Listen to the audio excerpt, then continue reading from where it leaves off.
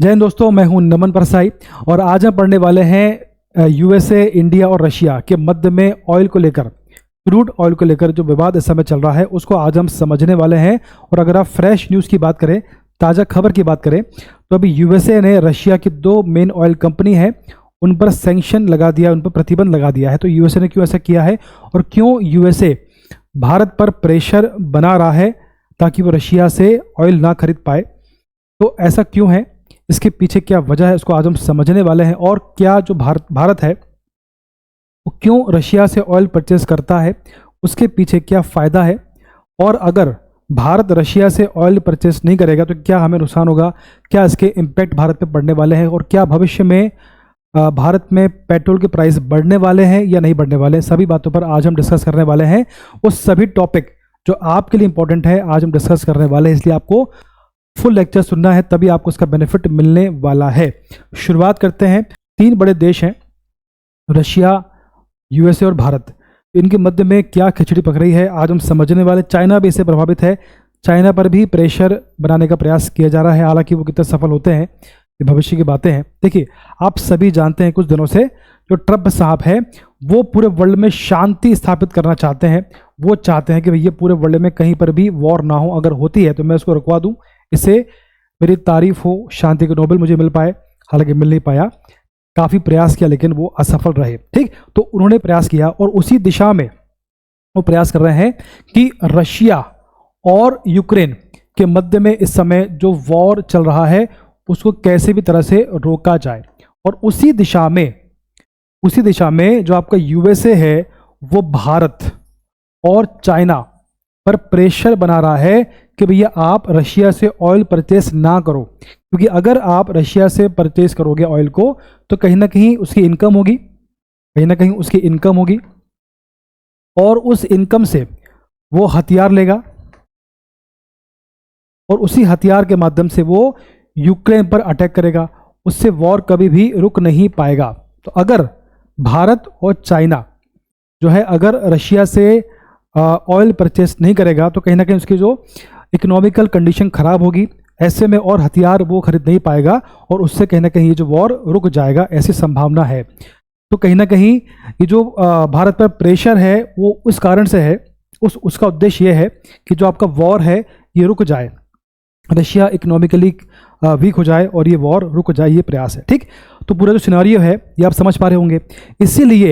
इसीलिए यूएसए ने भारत पर टैरिफ लगाया ताकि भारत डरे, भारत प्रेशर में आए और कहीं ना कहीं जो है रशिया से ऑयल खरीदना बंद कर दे। ये आपको क्लियर है? तो इसीलिए भारत पर प्रेशर बनाया गया और अभी की कंडीशन में जो आपके ट्रंप साहब है उन्होंने रशिया की दो मेन कंपनी है, दो ऑयल कंपनी है, उन पर सैंक्शन, उन पर प्रतिबंध लगा दिया है ताकि भारत और चाइना उनसे ऑयल ना खरीद पाए।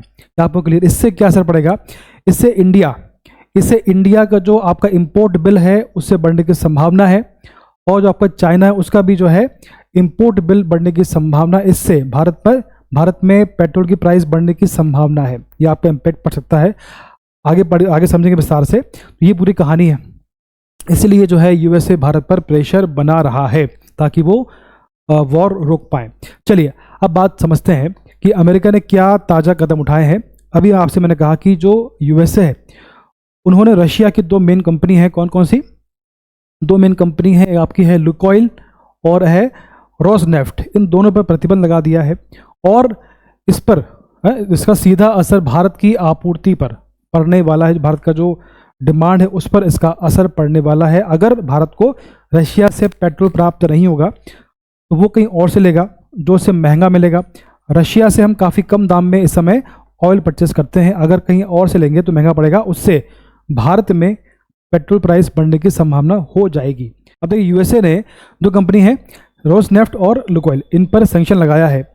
आपकी जो रोसनेफ्ट है ये स्टेट ओन्ड है, ये आपकी स्टेट ओन्ड है, यानी कि सरकारी है, और जो आपकी लुकोइल है ये आपकी प्राइवेट कंपनी है, प्राइवेट ऑयल कंपनी है।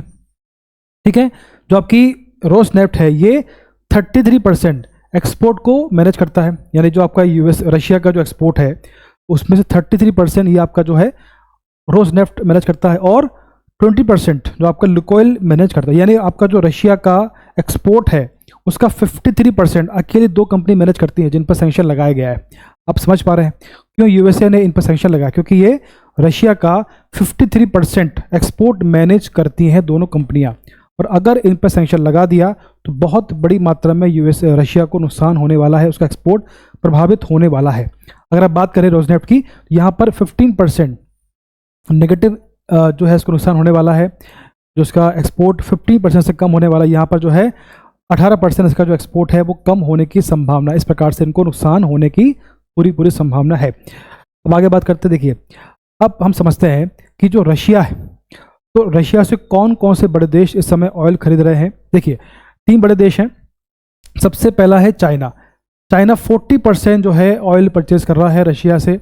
इसके बाद में इंडिया है 25 से 28%, और टर्की लगभग 10 से 12% जो है ऑयल इस समय परचेज कर रहा है रशिया से, जिनकी कम होने की संभावनाएं है।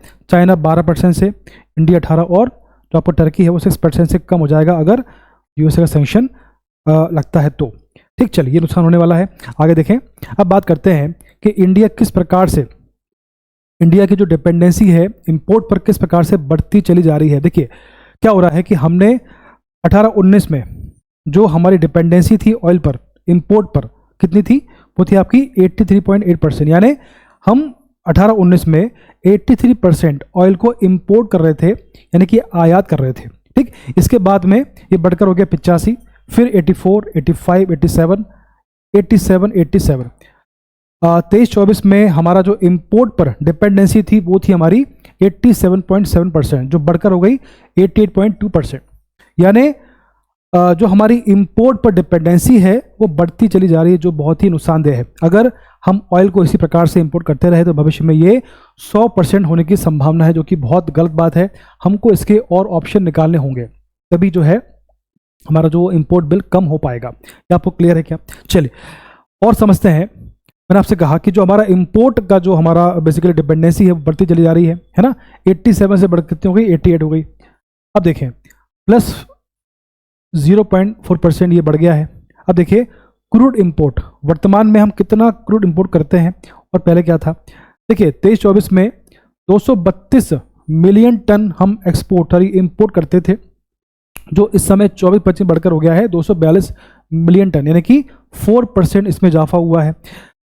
डोमेस्टिक प्रोडक्शन की बात करें तो बहुत हमारा समय कम हो रहा है। 29 मिलियन टन हमारा पहले था 23-24 में, 25 में ये घटकर हो गया 28.8 मिलियन टन, यानी कि -2% का इसमें नुकसान हमें हुआ है, यानी कम हुआ है production.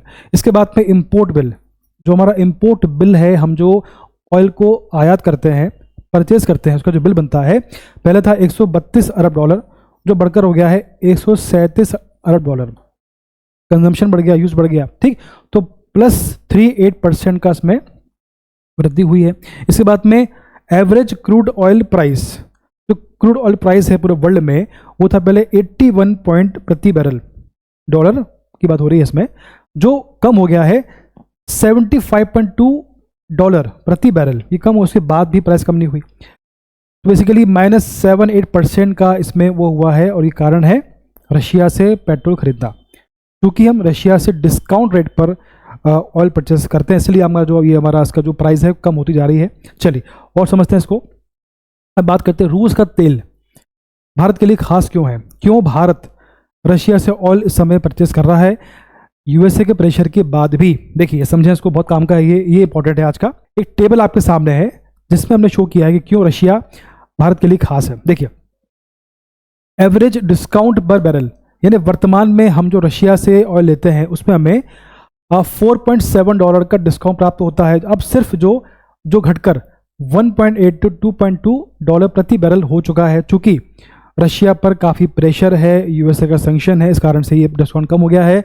Share of Russian oil in India, यानी हम जो ऑयल एक्सपोर्ट, जो हम ऑयल इंपोर्ट करते हैं उसमें जो रशिया से लेते हैं वो आपका है 36% के आसपास, यानी हम वर्तमान में रशिया से 36% ऑयल परचेज कर रहे हैं पूरे ओवरऑल। ठीक है, चलिए, लेकिन रशिया अब भी इंडिया का नंबर 1 सप्लायर बना हुआ, यानी जो रशिया है इंडिया का नंबर 1 सप्लायर है ऑयल के मामले में। ये आपको क्लियर है? चलिए इसके बाद देखें रिफाइनरी बेनिफिट, यानी जो भारत में रिफाइनरीज हैं, चाहे वो रिलायंस की हो, चाहे वो इंडियन ऑयल कॉरपोरेशन हो, को सस्ते तेल प्राप्त होते हैं। इससे फ्यूल प्राइस स्टेबल होती है, इस बार बार प्राइस बढ़ती नहीं है और इन्फ्लेशन भी कंट्रोल में रहता है। क्योंकि रशिया से हमें कम प्राइस में ऑयल मिलता है, इसलिए भारत में जो रिफाइनरीज हैं वो अपने ऑयल को, अपने प्राइस को बार बार नहीं बढ़ाती हैं, स्टेबल प्राइस रहता है और इससे इन्फ्लेशन भी कंट्रोल में रहता है। ये आपको क्लियर है। चलिए आगे समझते हैं। टोटल सेविंग 2022 से 25 के मध्य में, यानी रशिया से ऑयल लेने के कारण हमें कितनी सेविंग हमारी हुई है वो समझें आप। देखिए इंडिया ने अप्रॉक्स 16 बिलियन डॉलर बचा लिया है 22 से 25 के मध्य में। चूंकि रशिया ने हमें कम दाम में ऑयल सप्लाई किया, इसलिए हमने लगभग 16 बिलियन डॉलर बचाए हैं नॉन रशियन सोर्स के मुकाबले। ये आपको क्लियर है। अगर हमने किसी और माध्यम से अगर ऑयल लिया होता तो हमें इतना फायदा नहीं होता। ये आपको क्लियर है। चलिए अब बात करते हैं करंट ट्रेंड की बात हम करें तो रशिया से इंपोर्ट धीरे धीरे हमारा घट रहा है, क्योंकि यूएसए ने काफ़ी प्रेशर बना दिया है, जबकि यूएसए एंड मिडिल ईस्ट से खरीद हमने बढ़ा दी है। जैसे आपका ब्राज़ील है, यूएसए है, कनाडा है, सऊदी अरब है, इनसे हमने अपनी जो है खरीद बढ़ा दी है, चूँकि यूएसए ने प्रेशर बनाया इसलिए। अब बात करते हैं यदि रूस से तेल बंद हुआ तो इन्फ्लेशन और आर्थिक रूप से हमें क्या नुकसान या क्या असर हम पर पड़ने वाला है, इसको हम समझने का प्रयास करते हैं। देखिए अगर हमने रशिया से ऑयल लेना बंद कर दिया तो पेट्रोल और डीजल के दाम बढ़ जाएंगे, 10 से 15 पर लीटर तक का इंक्रीज पॉसिबल है। इसके बाद में इन्फ्लेशन, फूड आइटम्स, ट्रांसपोर्ट और डेली एसेंशियल जो है, जो कि डिपेंड है ऑयल पर, वो महंगे होने की संभावना है। इंपोर्ट बिल, सिंपल सी बात है, अभी रशिया से हमें काफ़ी डिस्काउंट रेट पर ऑयल मिलता है। अगर ऐसा नहीं होगा तो हमारा जो इंपोर्ट बिल है वो crude oil import bill 3 to 5 billion dollar बढ़ने की संभावना है प्रति वर्ष। ये आपको क्लियर है। इससे भारत को नुकसान होगा। डॉलर डिमांड की बात करें, चूंकि फॉरेस्ट डिमांड विल राइज, चूंकि हम डॉलर में लेते हैं, अगर हम यूएसए, कनाडा, किसी और कंट्री से ऑयल लेंगे डॉलर में, तो कहीं ना कहीं जो हमारा फॉरेस्ट डिमांड की जो विल राइज, इसकी डिमांड बढ़ेगी और रुपी में क्रॉस 88.5, यानी कि जो आपका रुपी का वैल्यूएशन वो कम हो जाएगा डॉलर के मुकाबले। इसके बाद में करंट अकाउंट डेफिसिट, जो आपका CAD है वो बढ़ेगा और इकोनॉमिक प्रेशर भी बढ़ेगा इंडिया के ऊपर। इस प्रकार से भारत को नुकसान होगा। सिंपल सी बात है। आगे समझते हैं और देखें। अब बात करते हैं कि वेयर इंडिया बाइस इट्स ऑयल, यानी हम किन देशों से अपना ऑयल परचेस करते हैं, अपना जो कंजम्पशन है उसको फुलफिल करते हैं। देखिए जो हमारी डिमांड है उसको फुलफिल करते हैं। सबसे टॉप पर रशिया है। हम रशिया से समय काफ़ी अधिक मात्रा में ऑयल परचेस करते हैं, लगभग 50 बिलियन डॉलर का जो ऑयल है वो रशिया से समय लेते हैं। उसके बाद में इराक है, फिर सऊदी अरेबिया है, फिर आपका UAE है, अंत में आपका आता है यूएसए। तो 5 टॉप 5 देश हैं जिनसे हम इस वर्तमान में ऑयल परचेस कर रहे हैं। अब समझते हैं कि पूरे वर्ल्ड में कौन कौन सी कंट्री हैं जो इस समय ऑयल प्रोड्यूस कर रही हैं। तो यूएसए 22% के आसपास, जो आपका यूएसए है ये 22% के आसपास इस समय ऑयल परचेस कर रहा है, ऑयल का प्रोडक्शन कर रहा है।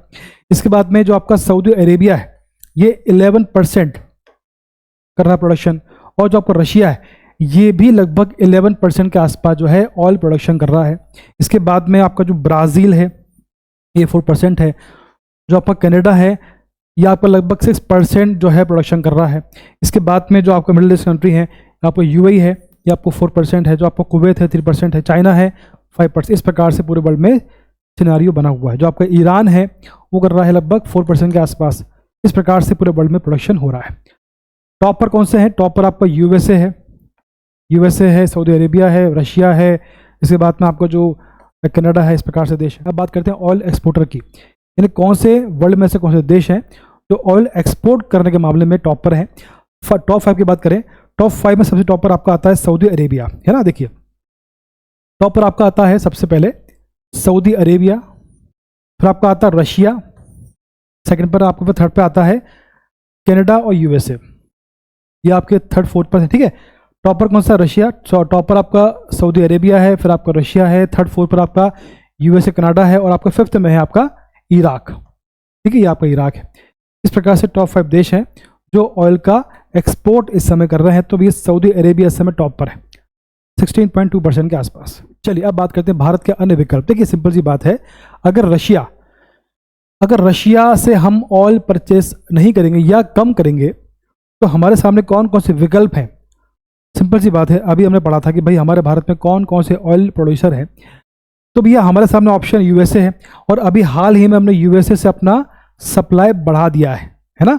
और यूएसए और उसके बाद में आपको जो ब्राज़ील है, यूएसए है, कनाडा है, और आपको जो सऊदी अरेबिया है, इसके बाद में आपको जो ईरान है, इनसे हमने अपना सप्लाई बढ़ा दिया है। क्योंकि यूएसए का जो प्रेशर, उसके कारण हमने रशिया से धीमे धीमे जो हमारा ऑयल का इंपोर्ट है कम कर दिया है, काफ़ी कम कर दिया है। और हम जो है USA, Brazil, Saudi Arabia, Iran, इनसे हम अपना जो है सप्लाई बढ़ा रहे हैं। ये आपको क्लियर है? ठीक।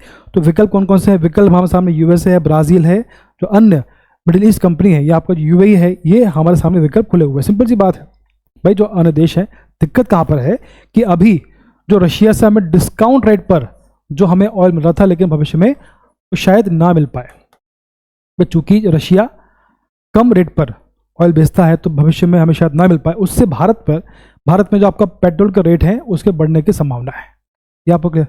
तो बेसिकली विकल्प की बात नहीं है, ऑप्शन बहुत सारे हैं। बात है रेट की, बात है महंगाई की, बात है इन्फ्लेशन की। क्लियर है? चलिए अब बात करते हैं भारत की नवीनीकृत ऊर्जा पहल, यानी भारत ने रिन्यूएबल एनर्जी की दिशा में क्या काम किया है और उससे क्या असर पड़ा है, हम इस दिशा में सफल हुए कि नहीं हुए, ये समझते। देखिए, भारत ने 25 में हरित ऊर्जा यानी ग्रीन एनर्जी में भी तेजी से निवेश कर रहा है। भारत बड़ी मात्रा में ग्रीन एनर्जी पर निवेश कर रहा है, जहां पहली छमाही में 22 गीगावाट क्लीन एनर्जी का नया इंस्टॉलेशन हमने किया है, जिससे ग्रीन हाइड्रोजन और बायोफ्यूल जैसे विकल्पों पर ध्यान गया है। लेकिन परंतु अभी भी भारत की कुल ऊर्जा खपत में लगभग 75% जो हिस्सेदारी है वो फॉसिल फ्यूल की है। आप समझ पा रहे हैं? कोयला, गैस जो ट्रेडिशनल सोर्स हैं ऊर्जा के, एनर्जी के, उस पर हम डिपेंड है 75%, तो बहुत ज़्यादा है। तो हमारा प्रयास है कि काफ़ी कम हो जाए, कि कम 50 के आसपास आना चाहिए, तभी इसका सही यूज़ हो पाएगा। ठीक है, इतना प्रयास करने के बाद भी, इतना निवेश करने के बाद भी हम कहाँ पहुँचे हैं? 75%। काफ़ी गलत बात है ये, तो उसको सरकार को प्रयास करना चाहिए। अगला है रूस का जवाब और भारत की रणनीति। देखिए, इसमें सिंपल सी बात है, अगर आप भारत की बात करें तो भारत रशिया और यूएसए दोनों के साथ में अपने संबंध अच्छे रखना चाहता है, दोनों में बैलेंस करके चलना चाहता है। और जो आपका पुतिन साहब हैं, उनका बोलना साफ है कि मैं किसी के दबाव में नहीं आने वाला, मैं किसी के प्रेशर में नहीं आने वाला, जो सही होगा मैं वही करूँगा। अगर यूएसए को जो करना है वो करता रहे, मैं यूएसए के प्रेशर में नहीं आने वाला। सिंपल सा फंडा है, ये झुकने वाले नहीं है। और जो भारत है वो रशिया और यूएसए दोनों के साथ में अपने संबंध अच्छे रखना चाहता है। ये सिंपल सा फंडा है, ये क्लियर है। और अभी कंडीशन ऐसी है कि जो ट्रम्प साहब हैं, जो भी फेक बात बोलते हैं, जैसे अभी उन्होंने हाल ही में कहा है कि मैंने भारत से बात कर ली है, मैंने मोदी से बात कर ली है, मोदी जो है रशिया से ऑयल ना परचेज करने के मामले में एग्री हो गए हैं। तो जो भारत का विदेश मंत्रालय है, उन्होंने मीडिया से कहा कि ऐसा कुछ भी नहीं है। भारत की बात मोदी से, जबकि इंडिया मोदी है, उनकी बात ट्रम्प से हुई ही नहीं है। तो ऐसी बहुत सी बातें हैं। तो इस प्रकार से जो ट्रम्प साहब कुछ भी बोलते रहते हैं, तो भारत जो है उसका खंडन करता रहता है। और जो है बेसिकली जो ट्रम्प इस समय है वो कुछ भी बोल देते हैं, कभी बोलते हैं ऐसा किया, कभी बोलते हैं वैसा किया, तो उनकी बात पर विश्वास करना थोड़ा मुश्किल हो जाता है। चलिए अब कुछ और बात कर लेते हैं। देखिए, अभी 2015 में सरकार का गोल था कि जो हमारा डिपेंडेंसी है ऑयल पर, इंपोर्ट पर जो डिपेंडेंसी है, उसको हमको 67% तक नीचे लेकर आना है। तो अभी हम इंपोर्ट करते हैं, आयात करते हैं ऑयल को, उसको हमें 67% करना, जो कि बढ़कर हो गया है 88%। कम तो नहीं हुआ, बढ़ गया। और सिंपल सी बात, ठीक। तो 88% वर्तमान में हो गया है, टारगेट था 67%। ये आपको क्लियर है? ग्रीन एनर्जी एफर्ट्स, सरकार पूरा प्रयास कर रही है कि किसी प्रकार से जो आपकी ग्रीन एनर्जी है उस पर फोकस किया जाए। काफ़ी पैसा लगा रही है, काफ़ी स्कीम लगा रही है, उसके बाद भी जो ये फोकस नहीं हो पा रहा है, ये टारगेट जो है अचीव नहीं हो पा रहा है। इसके बाद में यूएसए ऑफर, जो आपको यूएस है उसने ऑफर किया है भारत को, अगर आप रशिया से ऑयल परचेस कम करोगे या नहीं करोगे, तो उससे हम क्या करेंगे, उससे आपको जो इंडिया ट्रेड टैरिफ है उसको हम 50 से कम कर 15% तक कर देंगे। अगर आपने रशिया से ऑयल परचेस नहीं किया तो हम आपको जो टैरिफ है वर्तमान में 50 है उसको कम करके 15 तक कर देंगे, जिससे आपको काफ़ी बेनिफिट होगा। आपको जो टैक्स इस समय लग रहा है वो आपको नहीं पे करना पड़ेगा।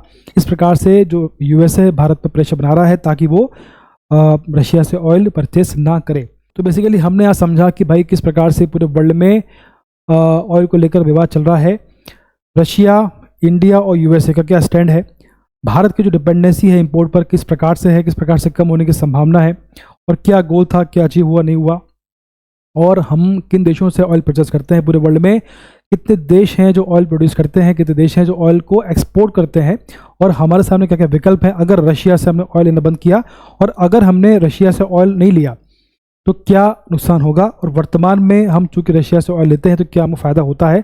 सारी बातें हम डिस्कस कर चुके हैं। मुझे उम्मीद है कि आपको समझ में आया होगा। इस प्रकार से और भी लेक्चर हमारे आने वाले हैं, आप सभी देखिए, लाइक करिए, शेयर करिए और कमेंट करिए, इससे हमें काफ़ी सहायता मिलती है। धन्यवाद, बेस्ट ऑफ लक।